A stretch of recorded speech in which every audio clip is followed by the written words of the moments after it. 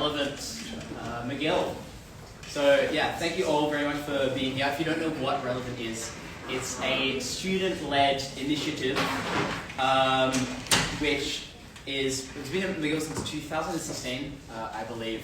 And we're a conference which is designed to address big questions such as faith and science, the problem of evil, and the history of the church. Just as we proceed with our programming, really invite you to fill out the response forms that you've been handed by Ian so lovingly. Where is he? He's outside. Doing his job, as he should be. We invite you to fill those out. Just it helps us with finding out who's come here. If you have any questions, we can get in contact with you and follow up about things. And just hand it to one of the volunteers who are in the relevant t-shirts. Lachlan, do you want to stand up? That's the t-shirt. Yeah. So anyone in that t-shirt, just hand them that form, and that'll be great. Finally, if you have any questions during the presentation, you can scan that QR code, and that'll take you to somewhere we can anonymously submit a question. Or if you're feeling brave tonight, you can put your hand up during the Q&A portion at the end of the talk. Now, without further ado, I'd like to introduce our speaker, which is Ms. Maranatha Weeks, who will be addressing the question, where is God in the suffering? So, Maranatha Weeks has pursued overseas missions since the start of her nursing career, way back in 2013. With a Bachelor's of Science and Nursing and a Diploma in Tropical Nursing, she has aided in the aftermath of disasters in Ecuador, Haiti, Bangladesh, and during the 2017 war for Mosul, Iraq, with Samaritan's Purse. She wrote her first novel on the plains of Nineveh, a nurse on the front lines of Mosul, which is following her experience in Iraq. Married and with 4 children, she currently resides closer to home as a full-time mother and part-time agency nurse.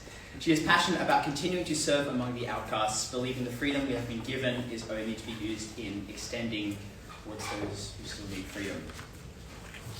Maranatha Weeks, everyone.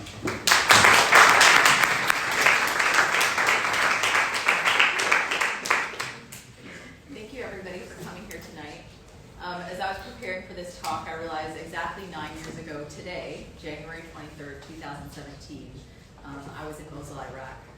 And for the first time in my life this night, I would have been facing what was, for the first time in my life, an overwhelming sense of destruction and death at the result of a suicide bomber. The following words are from my journal that I wrote that evening.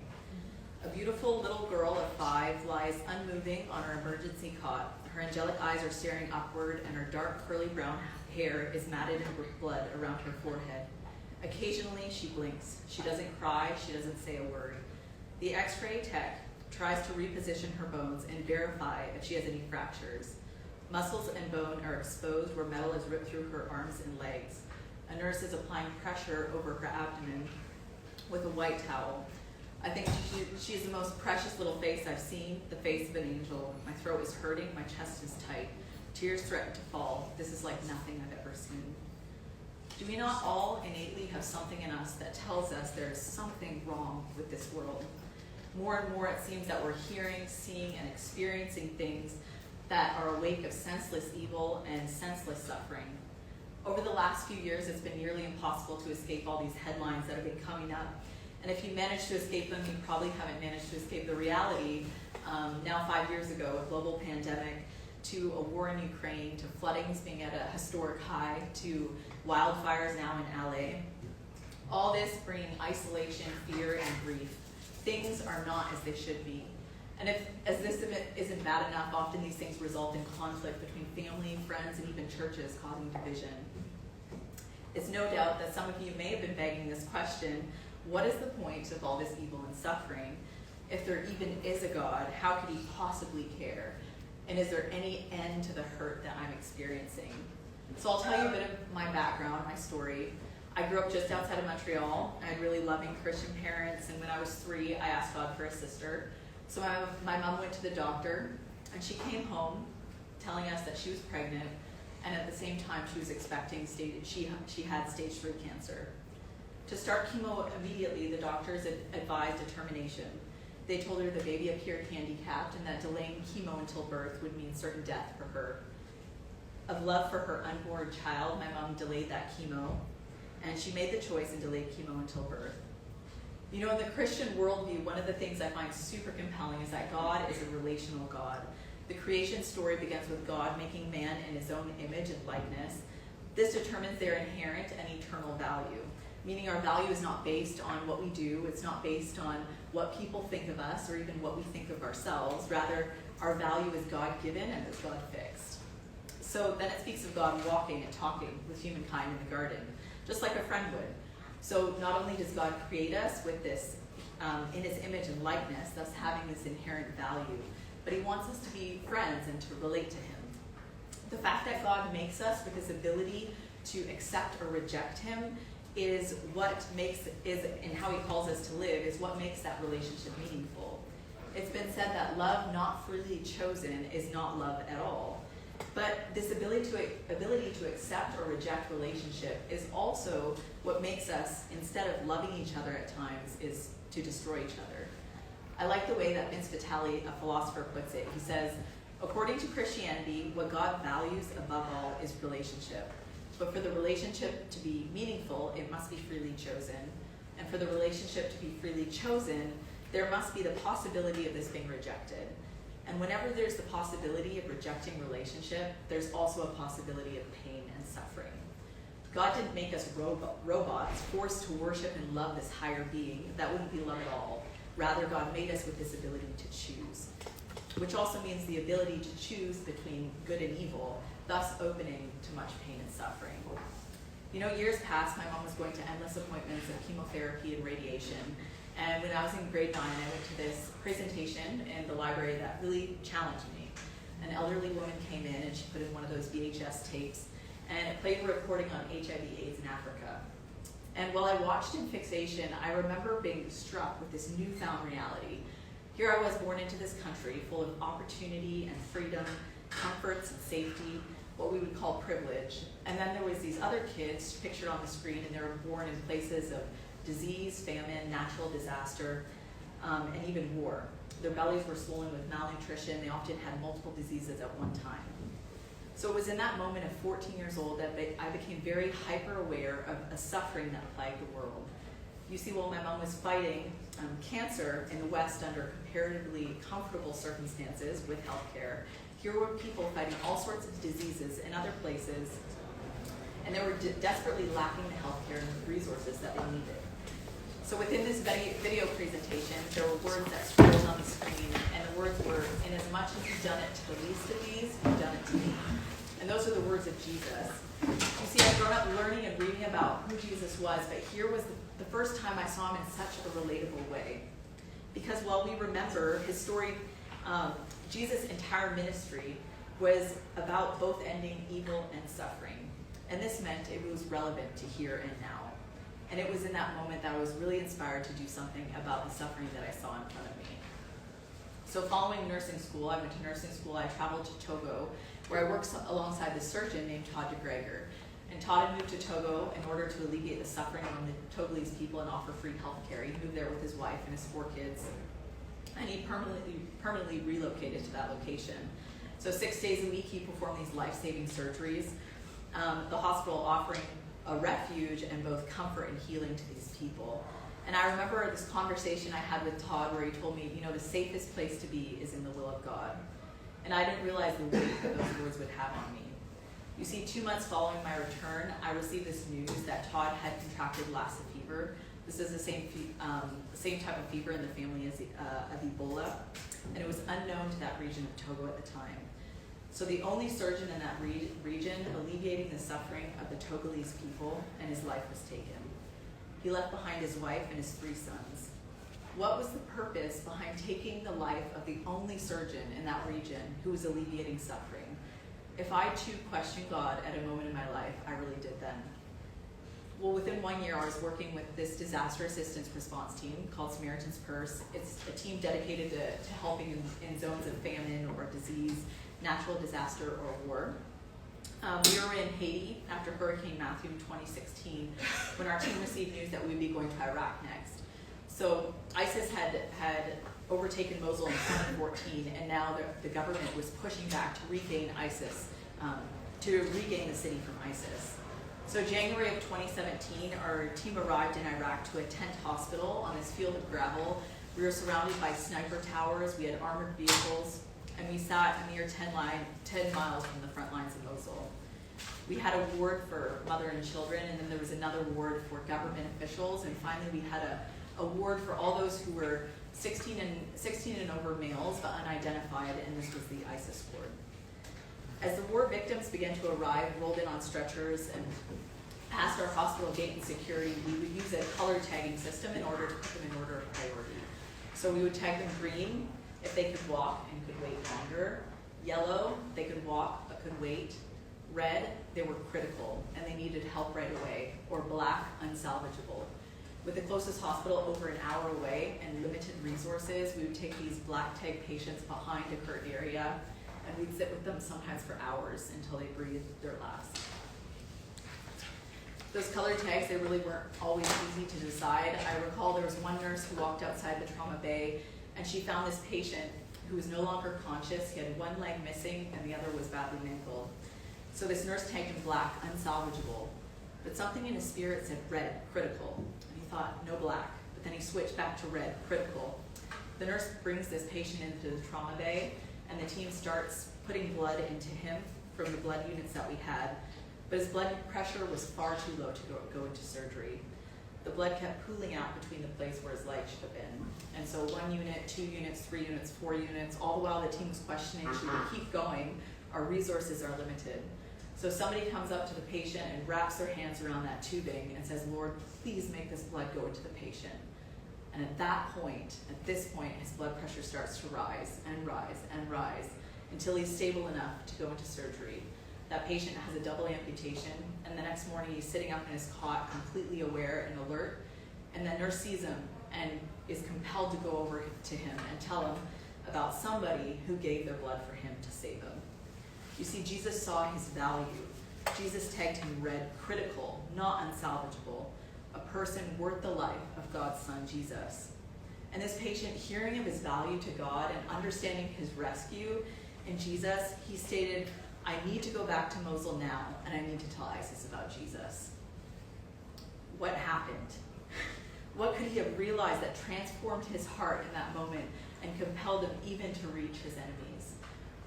I remember, the first time I looked into ISIS eyes, the ISIS members' eyes, mostly because of all the times I tried to stare away and look another direction, avoiding eye contact. In those eyes, I saw staring back at me, I saw brokenness, I saw hate, I saw pain, all mixed together, these frays of humanity. I didn't know his story, but who's to say that not given the same set of circumstances, I would be the one out causing pain or destroying or causing so much suffering. The capacity for evil lies in each one of us, and it starts with the smallest seed of hurt and of anger. God looks on the heart, and to whatever degree, none of us have first chosen God. People often long for a world void of evil and suffering, but without realizing that a world void of evil and suffering is actually a world void of us. This patient understood his limitations and found his place of saving or refuge, and the only one that could transform the suffering at the hands of evil into any good. And this patient was willing to offer that same hope to his enemies. During our time in Mosul, we overheard these ISIS patients talking to one another, and we had translators, so we asked, what are they saying? In seeing the power of God's love, even in a time of evil, they were saying, why are we hurting these people when they are being so kind to us? It's the power of God through suffering. There was another young mother that I met at the hospital. Her name was Hannah. Hannah had 2 baby girls and 3 brothers, and they were living in Mosul. And one day, running from ISIS, her killers caught up to her brothers and took their lives. She was still sprinting for freedom when she stepped on an IED. This is an improvised explosive device. And she lost consciousness. When she opened her eyes, she was lying in our hospital. Her right arm and left leg were gone, and she had dozens of shrapnel wounds all over her body. One of the nurses that cared for Hannah each day was washing and dressing each wound. She had tears in her eyes because she knew exactly what she'd eventually need to tell Hannah, a mother who couldn't wait to see her girls again. But at the husband's request, we had waited until the last day that she was about to leave, until she was stabilized and stronger. So as she got ready to leave the hospital, her wounds were bandaged and her stems wrapped. The nurse stood and reached for her remaining hand to tell her that those girls that she had been longing to see were gone. Their lives were stolen on the day that she stepped on that IED. And as she wept, we wept. And I remember someone else who wept. You see, we have a God, well, he could have stayed far away from us and aloft. He could have stayed far away from our suffering. He chose to enter into the thick of it. In the scriptural book of Philippians, it says, who existing in the form of God, that's Jesus, he didn't consider it equality to be equal with God or something to be exploited. Rather, he emptied himself and he assumed the form of a servant. He took on the likeness of humanity. What we celebrate at Christmas, this profound reality, how God has stepped into our own narrative of evil and suffering as the person of Jesus. And while we might remember him primarily for the ministry of his healing and the joy he brought, he who is God himself chose to experience the physical and emotional discomforts that humankind do, even in death and sorrow. At one point, his friend Lazarus gets sick, and he dies before Jesus arrives to heal him.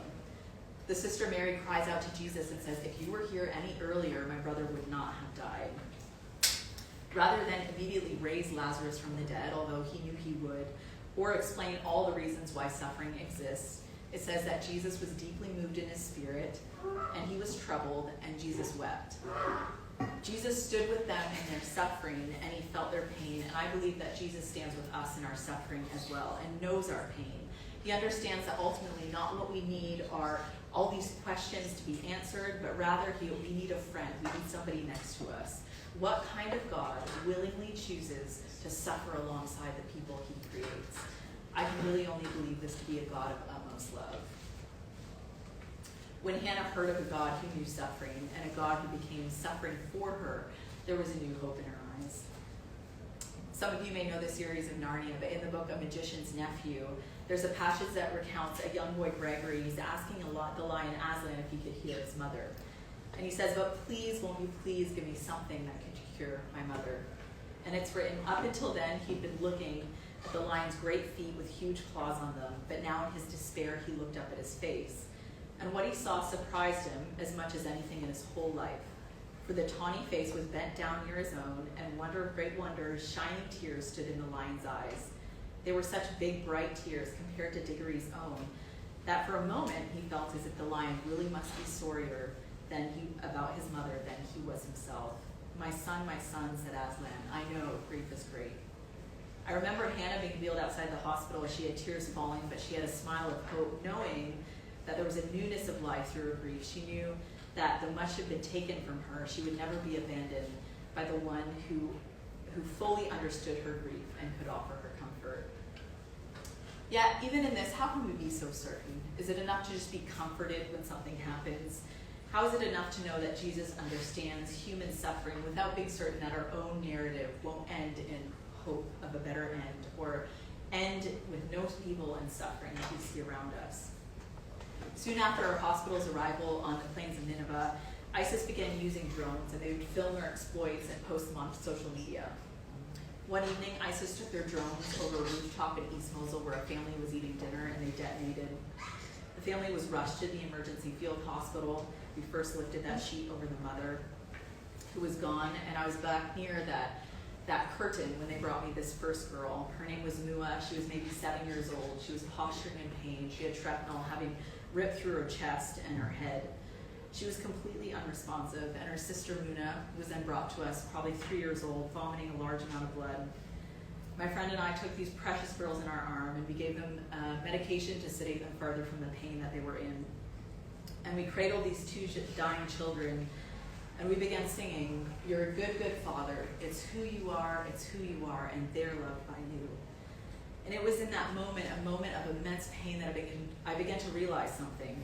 And that night, back in the bunker, I wrote it down. And I wrote this. I wrote, though she was slipping, I realized the enemy had not won, not even close. I imagined a beam of light rising from our corner of the hospital, a light so strong that no evil or no darkness could overtake it.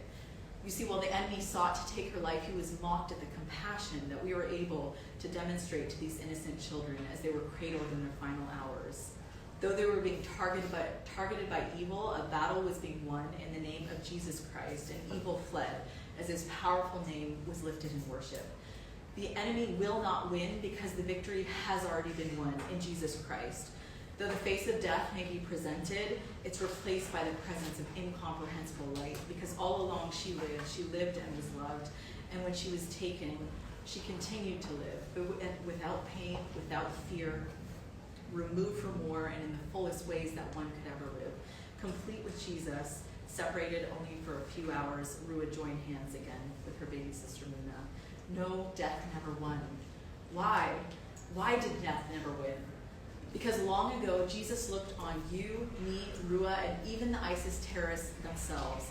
And while each of us were tagged black, unsalvageable in our wrongs and sins, and we find it so easy to abandon the value of individuals, and we pacify ourselves and the comforts built around us, Jesus loved us. Jesus viewed us as red, critically valuable. So Jesus left his home with the Father and became one of us. In some of the last hours on earth, we find Jesus back in the garden, but rather in the garden of creation, where he was communing with man in the beginning and walking and talking with them, he's abandoned by his friends.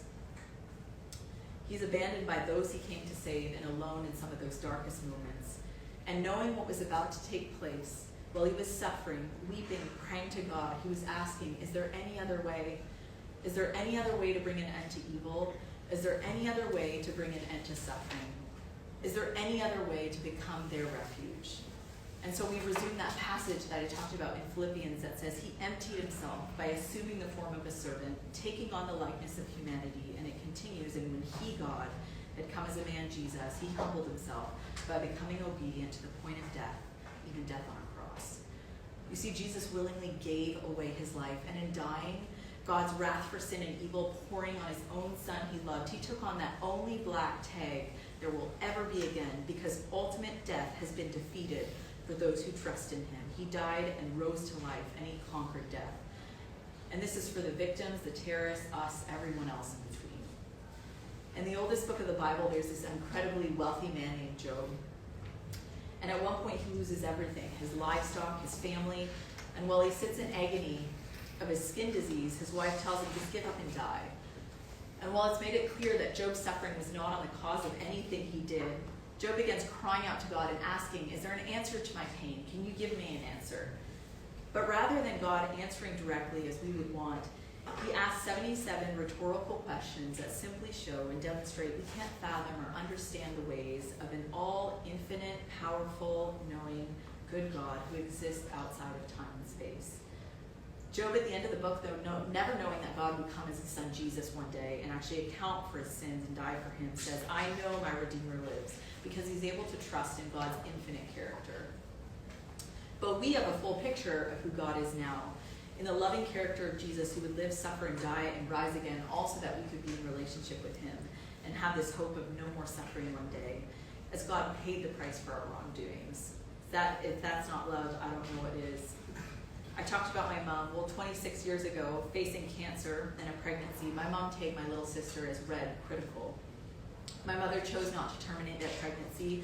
She knew her infinite value of that girl and an eternal God, and she named her perfectly healthy baby girl, Gloriana Hope. She laid down many of her own comforts and health to raise us kids.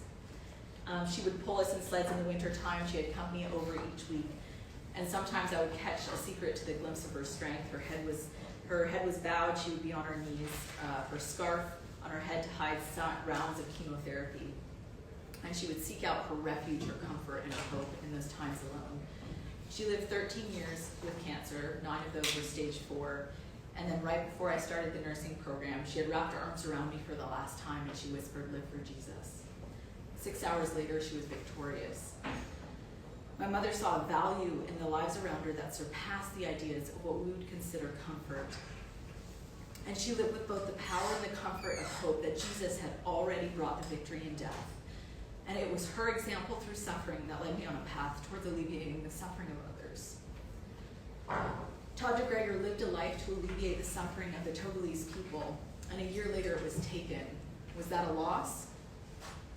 While we'll never know all the reasons, Lassa wasn't known to that region in Africa, and because he was an expat, his body was transported to Germany, and they did an autopsy, and that autopsy, discovering the Lassa fever, saved an outbreak from happening in the whole region of Togo. While we may not always have all the answers behind the specific painful situations, and we don't, we know that there is a God who is able to demonstrate the power of healing and transformation in suffering. We know that there's a God who we can truly fellowship with and draw closer to because he knows the length and breadth of what it means to be human. And we have a God who literally chose suffering and death for us so that we could experience a fuller relationship and life eternal with him. In Iraq, we had this young Muslim mother who had lost her baby from a drone attack, and she had 2 other injured children in the hospital, and she came to us and said, I think God sent me here so I could understand that he is love. 9 days ago now today, I received an email about 2 of the translators. This is only 9 days that I work with in Iraq. We had these 2 translators, sisters that work with us. And I can't give names, but after seeing and experiencing the love of Christ, they actually entrusted their lives to Jesus and became followers of him. As a result now, they both faced abandonment and persecution from their family and were given an ultimatum. Either they would need to face an honor killing or a forced marriage. These girls fled their home 4 years ago. They've been living in hiding for 4 years. And within the next 2 months, now thankfully to some compassionate donors who heard their story, they're being privately sponsored to come seek refuge in Canada. People entered into their suffering and extended a place of refuge to bring them over here. Theologian Rebecca McLaughlin writes, people often think that the reality of suffering is an embarrassment to the Christian faith, but I think suffering is the greatest apologetic for Christianity there is. From an atheist perspective, there's not only no hope for a better end to the story, there's no ultimate story. There is nothing but blind, pitiless indifference.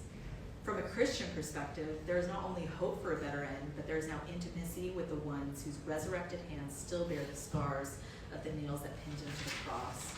Suffering is not an embarrassment to the Christian faith, rather it's a thread by which Christ's name is stitched into all of our lives. I'll tell one last story and then I'll finish. In 2017, in the war in Iraq, there was this man named Abraham, and he was in a refugee camp when his country was at war. And one day, he dreamt that God came to him and said, I want you to go tell other people about Jesus. So Abraham did. He started traveling the country, and he started telling so many people about Jesus that thousands were coming to him. Well, ISIS heard this, and they put out a hit for that man, and it became really well known, so that his friends came to him and said, you really need to stop sharing the gospel. You need to stop telling others about Jesus because your family's in danger. Well, Abraham worried and he fretted about what to do. And one day he was at work in his workshop, and a tool came off, a knife, and it came and it hit him in the mouth. And he realized that in that moment, 2 inches higher, it could have hit him in the head and he would have been gone, or 2 inches lower, it would have hit him in the artery and he also would have died. And he felt in that moment God said to him, don't worry, I have your life in my hands. So not long after, he was in his home and he looks out the window and he saw from a distance an ISIS assassin running towards his home. This ISIS assassin was dressed in total black. He had his knives drawn out, and he was screaming for Abraham's blood. Abraham runs towards the door. He flung it open, and he yells at the ISIS assassin who's coming. He says, you are driven by the prince of demons or evil, and Jesus is going to set you free. The assassin starts shaking. He drops his knives to the ground. And Abraham goes over to him, and he lays a hand on him, and he says, what have you come here for? What is it really that you want? And Fatty, the ISIS assassin, looks up and says, I want to know salvation. I want to know salvation. I want to know refuge. Don't we each want a refuge? A refuge from suffering, from the evil around us, a refuge from the evil that lies within us. I don't know what each of you are going through today, or what suffering you may have experienced, or what difficulties, but know this, that Jesus has crossed over. He stepped into your narrative. He cares, and he suffered immensely on your behalf. His scarred hands are bearing that witness, so that you can be brought into an eternal right relationship with him now. There's a day that God does speak of that there will be no more pain, no more suffering, no more tears. A day that God will make all things right and reconcile things to himself. That is hope.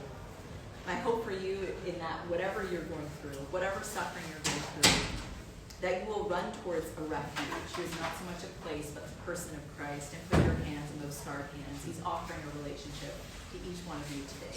Thank you.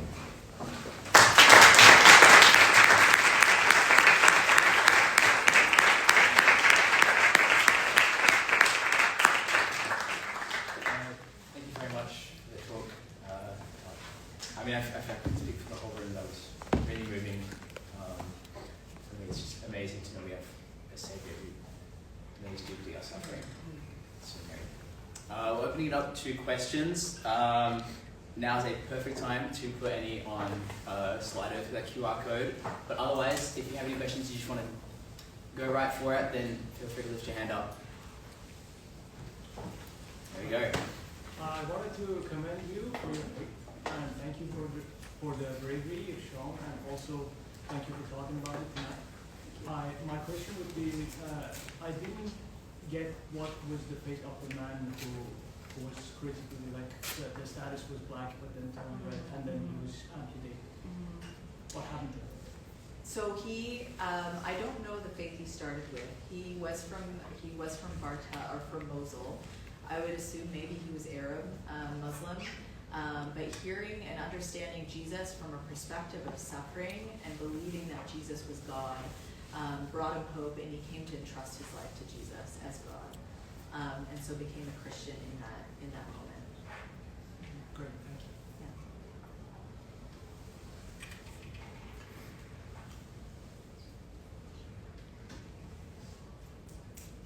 Do you think suffering is inevitable as long as we have free will? I think so. Yeah, I think so, because we have the kind of the ability to choose between good or evil, right? And because none of us have first chosen God, and there's this evil that it's in the world, we often experience the evil around us, but we're born with an evil or inside of us as well, right? And so I think as long as humankind exists, that we're always going to have this ability to choose, and suffering in that essence will exist as well. It was an incredibly powerful speech. But I just want to ask you, do you consider the perspective that suffering is an illusion from a Buddhist perspective, that through meditation is just whatever you're aware of that is distant from you, it's not you, the suffering is an illusion? What are your thoughts on that? Yeah, I haven't looked into the Buddhist faith a lot in terms of what they, how they perceive suffering. But I think when I take it from a perspective of what we all individually experience, there is something to say about actual physical pain, right? There is emotional pain that we're working through, but then there's the physical side of things, and it's hard to only attribute that to a matter of perspective. We live in a physical world as well as a spiritual world, and so from that perspective, I think we do say there is suffering, and we do actually experience it. I don't know a lot from the Buddhist perspective, though. Thank you so much for the talk. I was just wondering, what made you choose, like, what made you feel like called to be a nurse, and also like a travel nurse? Like, why did you first start this? Like, what motivated you? Yeah, I remember having this conversation with my dad where he asked me, what do you want to be when you grow up? And I remember saying to my mom, oh, why do all girls want to be nurses? But it was really that presentation in the library. It was kind of night and day for me, where I saw that here's a way, I'd grown up learning and hearing about Jesus, like I said, but to me it was like a very practical way you could help people and be a part of people's lives. And I think this awareness too of what I was born into, like I was born into a place where there was so much comfort and opportunity and freedom, and I had everything I needed, and it seemed, I never stood before God and said, I want this and that, so put me in this place, but they didn't either, the people that weren't. And so it was really that day engraved on it, that change. I thought, I want to be able to live with my hands open and use what I've been given to help other people. And so it's been a great journey, but yeah, a huge gift. And just inspired by the love of Christ for us, right? Like how he not only meets us, emotionally, but also can meet our physical needs. And when he was here, he healed people and helped people physically as well. Oftentimes we hear this argument, I think, especially for apologetics, of is religion just there to cope with bad times, or is it just opium for the masses so that they won't complain? I mean, I disagree, but I'm wondering what you would have to say about that from your perspective, because you have dealt with faith in those situations. Yeah, I think it's more of a relationship. I've heard that saying before, and not so much religion, but it's true that this is an incredible thing that does help us through difficult times, and often it takes difficult times to realize our need. I think we live in a time and a place where we're so comfortable that often we don't assume or understand, like we actually do need something outside of ourselves to help us, right? Something that's not just drawn from within. Our culture often tells us, look within yourself, you have what you need within yourself. Yet we're a culture that's encouraged so much to do that, and have all the comforts that we could want, but yet our rates of suicide, our rates of mental health, are way worse off than any other culture and country. So I would say in that perspective that, yeah, religion, having a relationship with Jesus really does help, in difficult times. But when you've truly, truly lived it, it creates the best of times too. He's there for you in the good times. It's a whole manner of life that it becomes. I don't know if that kind of answers your question. No, I mean, I agree. Yeah. I get that asked a lot. Is there anything you would have done differently in hindsight? In terms of the deployments or going overseas, Yeah. I'm very thankful for how everything played out, and kind of the path that God led me on. I think always just looking back, I could have continued to pray a lot more. I realized that certain deployments, the more I was in step with Christian community, with reading and prayer, I just felt like the deeper God led me into those experiences and the deeper impact that He had through them.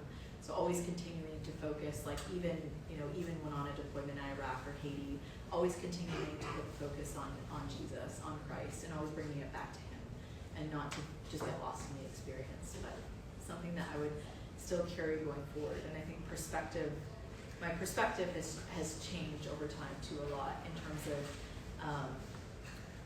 seeing and valuing people here the same as I would value them there. For example, coming back, it was easy to see people as like, oh, well, they have everything they need. Why are they coming into the yard complaining for this or that, right? But God really impressed on my heart how much He cares about little details of people, and He cares just the same for everybody in this room as He did for those people in Iraq. So God has incredibly changed that perspective of me over time. Do you think there was like a little bit of reverse culture shock that played a role? It could be. We all had specialists that we could see afterwards to make sure that we were okay in our mental health and what we processed. But I think writing in the Christian community really helped a lot. Yeah. Thank you. Yeah. I'm wondering how you would answer how were people able to relate to God experiencing suffering before Jesus came. Like there's 5,000 years where God hasn't become human. Right. So how did they answer that? How would you Right. say they would? Yeah, I think that's incredible. I mean, that's kind of where I draw from the story of Job, who at least he heard from God, and he actually had an answer from God in that time, because he didn't even know that God would come and come into the form of man Jesus and die on the cross, and he didn't know there would be an ultimate hope, but he trusted in the character of God. And so God did reveal Himself over those 5,000 years before Jesus came in different forms and ways, even in creation. It talks about there's creation, and so looking at creation, you have an evidence, but also God talked to different prophets at different times. And so there was a lot more of a trust in the character of who God was without knowing the ultimate story. And you see people of the faith are often commended for the faith that they had before that time. So I think even when they went through suffering, and sometimes I feel like even though I know the ultimate story, and even though I know that Jesus came and died, there's times I still struggle with why did this happen, or I want to hear a reason. It just seems easier, and I have the ultimate story. So I think it goes back to, I always look back to the cross, but apart from the cross too, knowing the character of God and seeing Him throughout the whole Bible, being able to trust in that character, I can trust in that He's got that suffering, He has it in His hands, and He knows ultimately what will take place. Your question over there. I was just wondering, how did you manage to stay sane and keep going after seeing so much evidence? Yeah, I think God gives us community around us that we need.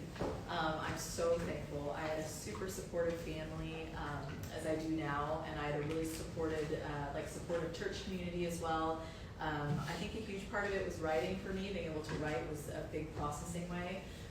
And the team I was with was incredible. I had friends that went and worked in other places, and they had a difficult time, but our team every day, every morning and evening, we do a devotion together, you know, with whoever wasn't working would come in and share our experiences together. So it was a huge time of bonding where we saw a lot of growth even through so much suffering. It's like you were living these experiences together, but in a way where you were looking to the Lord and living it with Christian community. And it was, it was just amazing to experience. I felt honored in the end, and I think the Lord really helps through community and through His Word.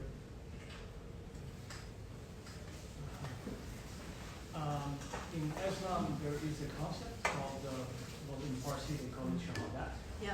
And that would be the ultimate gift from God to them. And they would prefer that to life, because if you die in jihad, and you straight go to heaven and you get minimum 70 the reward that you get over it. But I was wondering if you have ever experienced in a situation in which a person who was severely injured prefer to die, because based on what I know, if they have faith, they should want that. Yeah. Yeah, I know. I understand your question, and I didn't, even though we had ISIS members that actually passed away when they were in our facility with us in the hospital, and I didn't experience that. It could be they didn't say anything at the time. We did have one ISIS member that said, you know, my God is the living God, before he had died. So it could have been a situation. I don't know. I didn't experience anything personally on that hand. But then we had ISIS members who got healed and were super thankful and left the hospital. So it's a good question. So I'll just one question. Yeah. Someone's asked, do you still feel the effects of everything that you saw, and how does it affect you today? Yeah, I'm really thankful that it didn't affect me negatively in a long-term sense. I feel like kind of what I shared before of just having maybe a more broader perspective of how God sees his people and how much He values and loves them, and I want to carry on a certain perspective that I give to my kids too, of just how much Jesus loves each person. I want them to love people in that way and also understand the privilege that they're growing up in. So I do feel like there's a perspective that carried on with me and the experience I'm so thankful for. I think the most emotional effects I feel are when reading back about it. I experienced it again in a way that's just really profound, and I'm very thankful for what God put me through. I really like how you mentioned Narnia and Maranatha, because I haven't read C.S. Lewis, but I know he's a really good writer. So my question was, do you know some good books or some good authors / philosophers that you recommend? Because I like to read a lot, and that's how I like to learn, especially about this. So I feel bad to say this.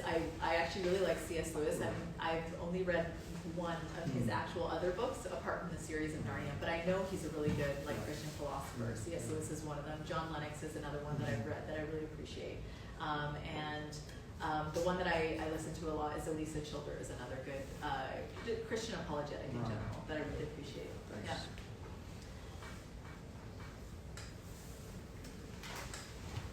Yes. But currently, are you working as a travel nurse currently, or more? No, I have 3 little kids at home. 4 and under, and I have a few hours that I complete every now and then just to keep up my nursing license, but it's part time. Yeah. And working as a nurse here. Yeah. Have you ever in the ordinary of working as a nurse in a hospital in a Western setting? Have you ever experienced anything that extraordinary or that God is working in the hospital? Mm-hmm. Yeah, one of my first placements, I actually worked in palliative care, and it was just an incredible place and opportunity for the gospel. The amount of stories that came out, or people that were open and asking questions, or I had a patient who literally accepted Christ, who was supposed to live another 3 months, and he died within 2 hours. That was his time. But really, I experienced some really amazing things when I worked worked in palliative care as well. And that's what showed me too, that God is working everywhere. And often we just we're so used to certain things, we get so comfortable, we forget to kind of talk to him throughout our day and ask him to lead us. But I found when I did, even as I worked in the ER room, that I came across some really neat situations where I saw God's hand directly working. That was neat. So it's kind of reminded me to always keep him at focus here. It's easy to do it when you really need him and you have no other resources, but to do it here too because he's working. Yeah, thank you. I think we might make this the last question. Go ahead. I guess this kind of echoes what was already asked, but like, if like you ever felt like you're getting kind of desensitized to a lot of the, I guess like violence and stuff that you're seeing, and then just kind of like off of that too, like, do you think that we might be kind of getting desensitized with like a lot of the wars that are going on right now and just a lot of the violence and stuff that we see on the news, and so like how can we kind of combat that? Yeah, I actually recently heard that the studies do show that because we're inundated with so much information all the time, like way more information than we're meant to hold, that all those news stories are desensitizing us to actual trauma. And the more we hear, the more we just kind of scroll past and we don't even bother anymore. Like even stopping to really look into like, you know, the LA wildfires and who's affected by them. I mean, it kind of, I scrolled past for a couple days and I was like, hold on a second, you know, what's going on in LA? And so I do think we become really desensitized by it. How to combat it, I don't know what to say except for I be careful with social media use. You know, when you see something, really just stop and look into it, think about it. You know, try and limit the amount of we take in so much information every day. And I've done phases where I try and limit my social media for certain days just to kind of slow down. Personally, in terms of Iraq, I was there for 6 weeks and then I came home. I went back for 3 weeks. And I did other deployments, but I don't think I was desensitized. People may be when they do full time for years, but I don't think I had enough time to. Okay, sure, go ahead. I just thought about it, because when you are going through it, you see God through like the suffering.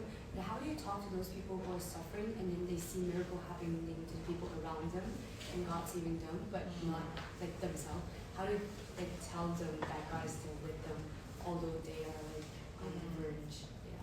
Right.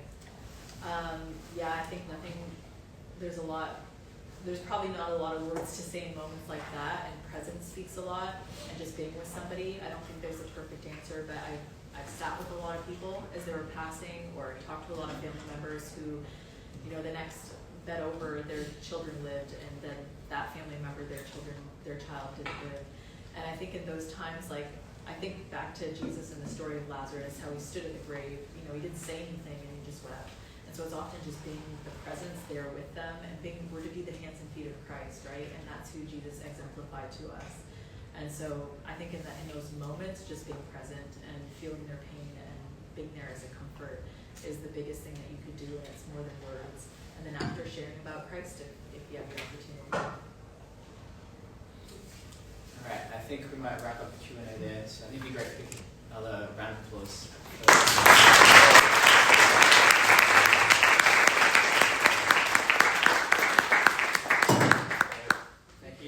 Thank you everyone also for coming. I'm going to do a quick plug for tomorrow. It's still going, that's right, I did say at the start this is the penultimate night. So tomorrow is obviously the last day. At noon we're going to be going to Newman Chapel, which is at 3484 Peel Street. It's a lovely building, nice and close to campus, this campus. So feel free to come by, swing by and check it out. At 6 p.m. we'll also be meeting back here in the Trottier building, same room I presume, to hear testimonies and be encouraged by some of our volunteers. It'll be the perfect end to the conference. You wouldn't want to miss it. If you're Christian or not, by all means come down. And then just to wrap everything up, if you've still got questions, things that you're just dying to ask Ms. Weeks about, feel free to come up to her or come to our volunteers in the shirts, as I mentioned before. And we'll also give them the response forms, don't forget that. And feel free to ask them any questions and things like that. And I would say that's about it.